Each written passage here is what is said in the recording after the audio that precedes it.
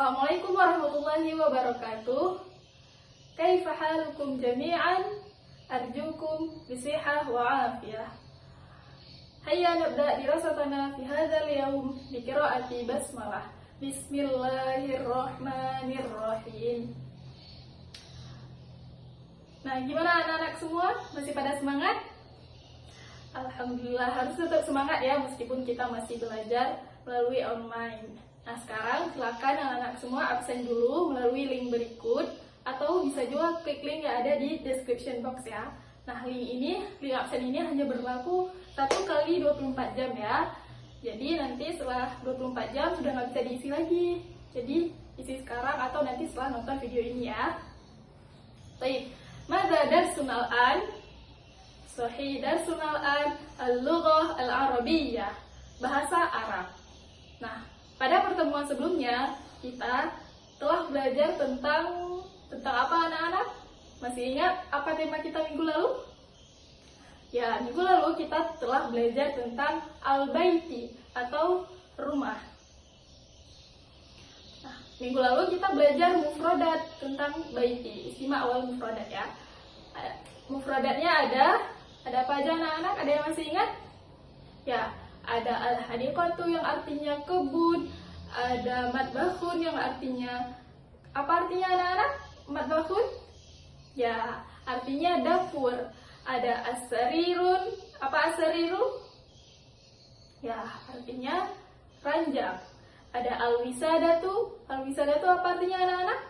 Ya, al-wisadatu artinya bantal. Dan masih banyak lagi mufradat yang kita pelajari minggu lalu. Nah, hari ini materi kita masih sama, yaitu tentang al-baiti, tapi hari ini kita akan belajar tentang tarkib yang ada di al-baiti. Tarkib yang ada di bab al-baiti. Nah, di sini ada 2 tarkib yang akan kita pelajari, yaitu yang pertama adalah tarkib khobar muqaddam dan mubtada muakhar, dan yang kedua adalah kata tanya madza, man, dan liman. Adapun tujuan pembelajaran kita hari ini adalah peserta didik mampu mengidentifikasi khobar muqaddam dan mubtada muakhar yang ada dalam kalimat dan mengetahui perbedaan keduanya. Baik, sebelum membahas tentang mubtada muakhar dan khobar muqaddam, Ibu mau nanya dulu ke kalian nih. Dulu di bab yang sebelum-sebelumnya kita sudah belajar tentang mubtada dan khobar. Anak-anak semua masih ingat nggak apa itu mubtada dan khobar? Nah, kita ulangi dulu ya, biar semua pada ingat. Yuk kita flashback. Mubtada adalah isim atau kata benda yang berada di awal kalimat. Ingat ya, di awal kalimat. Sedangkan khobar adalah kata yang berada setelah mubtada. Nah, kalau dalam bahasa Indonesia, mubtada itu berkedudukan sebagai subjek dan khobar itu adalah sebagai predikatnya. Contohnya, huwa Umar, artinya dia Umar. Huwa sebagai mubtada dan Umar sebagai khobar. Nah, gimana anak-anak semua? Sudah pada ingat kan apa itu mubtada dan khobar? Sekarang, kalau khobar muqaddam dan mubtada muakhar itu apa ya? Nah, khobar muqaddam adalah khobar yang didahulukan. Nah, kita semua sudah tahu nih ya tadi bahwa khobar adalah kata yang terletak setelah mubtada, dan mubtada adalah kata benda atau isim yang terletak di awal kalimat. Di awal kalimat ya. Misalnya gini nih. Misalnya gini. Al-hadiqatu wara al-baiti. Yang mana mubtadanya anak-anak? Ya, mubtadanya al-hadiqatu dan khobarnya adalah wara al-baiti. Nah, kalau misalkan ini mubtada ini kita ganti. Kita taruh ke belakang dan khobar ini kita taruh ke depan. Jawabannya, pertanyaannya boleh nggak? Nah, jawabannya boleh, tapi al-hadiqatu harus diganti menjadi hadiqatun. Nah, kalau udah begini, namanya bukan mubtada khobar lagi, tapi namanya adalah, yang ini tadi kan khobar nih. Ini di belakang tadi khobar, kita bawa ke depan, dia menjadi khobar muqaddam, yaitu khobar yang didahulukan. Nah, sedangkan ini hadiqatun, dia tadinya mubtada kan, dia mubtada tadi berada di awal kalimat. Nah, kita ganti, kita bawa dia ke belakang, namanya ganti menjadi mubtada muakhar. Baik anak-anak, supaya lebih paham, mari kita lihat contoh berikutnya ya. Undur ila hadhil ibarah. Nah, di sini ada dua kotak, ada sebelah kiri dan sebelah kanan. Kita lihat yang sebelah kiri dulu ya. Nah, ada dua kalimat di sini. Yang pertama, al-wisadatu 'ala sariri. Nah, bantal di atas kasur. Nah, ini susunan apa anak-anak? Tarkib apa? Ya, tarkib mubtada dan khobar. Al-wisadatu sebagai apa? Sahih, al-wisadatu sebagai mubtada. Dia berada di awal kalimat.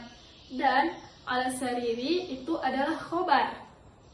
Jadi, ini adalah susunan mubtada dan khobar. Nah, kemudian kita lihat contoh yang di sebelahnya, yaitu al-sariri wisadatun. Nah, sedangkan ini adalah susunan khobar muqaddam dan mubtada muakhar. Nah, ini diganti, dibalik dari yang contoh yang pertama tadi. Yang pertama tadi al-wisadatu ala sariri. Nah, di sana yang kedua itu yang sebelah kiri dibalik menjadi ala sariri wisadatun. Nah, ala sariri ini adalah khobar muqaddam. Tadinya dia di belakang, tapi dia sekarang ditaruh di depan jadi khobar muqaddam namanya. Dan wisadatun itu adalah mubtada muakhar. Nah, kita lihat contoh berikutnya ya. Ada as-sayyaratu amamat darajati. As-sayyaratu amamat darajati. Artinya mobil ada di depan apa? Darajah mufradat minggu lalu ini ya sepeda. Mobil ada di depan sepeda. Nah, ini adalah susunan mubtada dan khobar. As-sayyaratu sebagai mubtada dan amamat darajati adalah sebagai khobar. Nah, sekarang kita lihat yang di sebelahnya, yang sebelah kiri adalah amamat darajati sayyaratun. Nah, ketika dibalik seperti ini, namanya berubah menjadi khobar muqaddam dan mubtada muakhar. Nah, amamat darajati tadinya ada di belakang, ditaruh ke depan, jadi namanya menjadi khobar muqaddam. Dan sayyaratun itu adalah mubtada muakhar. Itu mubtada yang diakhirkan. Nah, perlu diperhatikan ya anak-anak, susunan mubtada muakhar dan khobar muqaddam ini berlaku untuk khobar yang terbentuk dari kata keterangan tempat. Misalnya kayak yang tadi nih, ada ala sariri di atas kasur, itu kan kata keterangan tempat ya. Terus yang kedua ada amamat darajati, itu juga keterangan tempat ya, artinya di depan sepeda itu keterangan tempat. Jadi dia bisa diubah-ubah menjadi khobar muqaddam dan mubtada muakhar. Bisa diganti-ganti posisinya, bisa dibalik-balik gitu ya. Nah, terus perlu diperhatikan juga bahwa mubtada itu harus ada al. Kalau dia bukan nama orang, nama tempat dan sebagainya. Tapi ketika dia diubah menjadi mubtada muakhar, alnya dihilangkan. Nah, misalnya yang tadi al-wisadatu itu. Nah, ketika sebagai mubtada dia ada alnya, al-wisadatu. Tapi ketika kita ubah menjadi mubtada muakhar, alnya dihilangkan sehingga menjadi wisadatun. Seperti itu ya. Nah, selanjutnya perlu diperhatikan juga bahwa perubahan tarkib ini juga berpengaruh ke artinya ya, juga mengubah arti dari kalimat tersebut. Nah, misalnya tadi yang susunan mubtada khobar, al-wisadatu 'ala sariri. Al-wisadatu bantal itu di atas kasur. Nah, ketika kita ubah menjadi mubtada muakhar dan khobar muqaddam, dia artinya juga ikut berubah. Nah, tadi contohnya ala sariri wisadatun. Nah, artinya berubah menjadi di atas kasur itu ada bantal. Gitu ya anak-anak. Nah, gimana? Paham tuh? Alhamdulillah. Baik, hayya nastamir. Mari kita lanjut ke tarkib yang kedua. Nah, tarkib yang kedua yaitu kata tanya madza, man, dan liman. Nah, sebelumnya anak-anak semua sudah tahu belum nih apa arti madza, man, dan liman? Nah, jadi madza artinya apa atau apa saja, man artinya siapa, dan liman artinya milik siapa. Ibu ulangi ya, madza artinya apa atau apa saja, man artinya siapa, dan liman artinya milik siapa. Kita lihat contohnya ya. Yang madza. Madza artinya apa? Contoh pertanyaannya yaitu madza fil hammami, artinya ada apa di dalam kamar mandi. Nah, cara jawabnya gimana? Jawabnya, madzanya dihapus dulu. Fil hammami sabunun, misalnya ya. Di dalam kamar mandi ada sabun. Nah, fil hammami sabunun. Ini susunan apa anak-anak? Tarkib apa? Ya, ini adalah tarkib khobar muqaddam dan mubtada muakhar. Nah, yang kedua, ada kata tanya man, yang artinya siapa. Contohnya, man fil madrasah. Misalnya, ada siapa di madrasah. Nah, cara jawabnya, mannya dihapus. Fil madrasati, ada siapa tuh di madrasah? Misalnya ada guru ya. Fil madrasati mudarrisun. Nah, gitu. Artinya di madrasah ada guru. Yang ketiga adalah liman. Liman artinya milik siapa?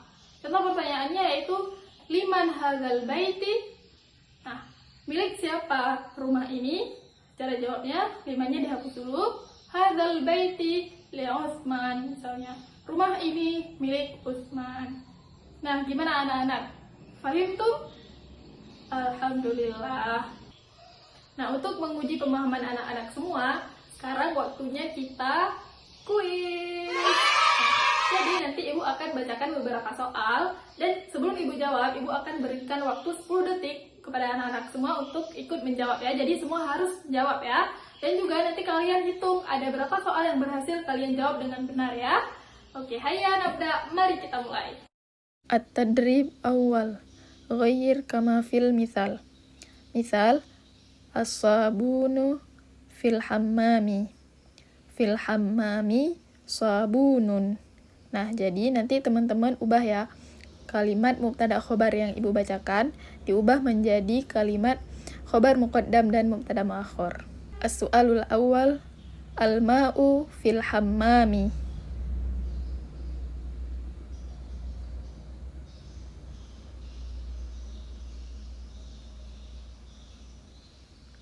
Jawabannya, fil hammami ma'un.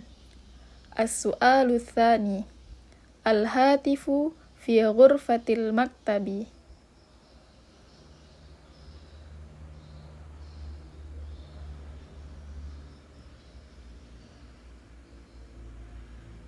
Jawabannya, fi ghurfatil maktabi hatifun. As-su'alu tsalits, asy-syajaratu fil hadiqati.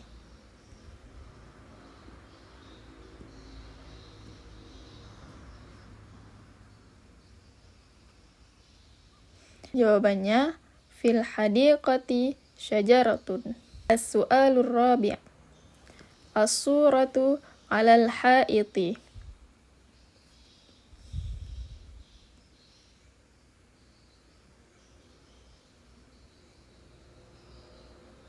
Jawabannya, 'alal ha'iti suratun. As-su'alul khamis, az-zahratu fi ghurfatil julusi.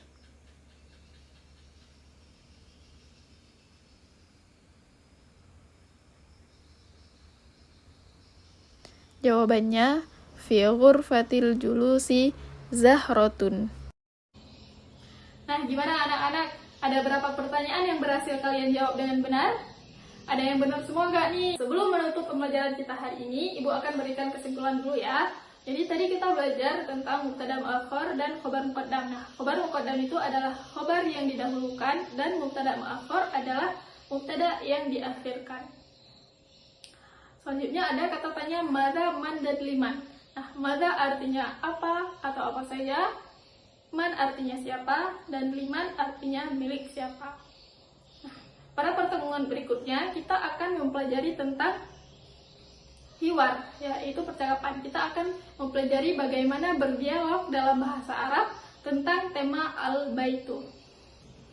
Nah, selanjutnya ini ada tugas mandiri untuk anak-anak semua. Silakan dijawab pertanyaan berikut dan nanti dikumpulkan di Google Classroom ya.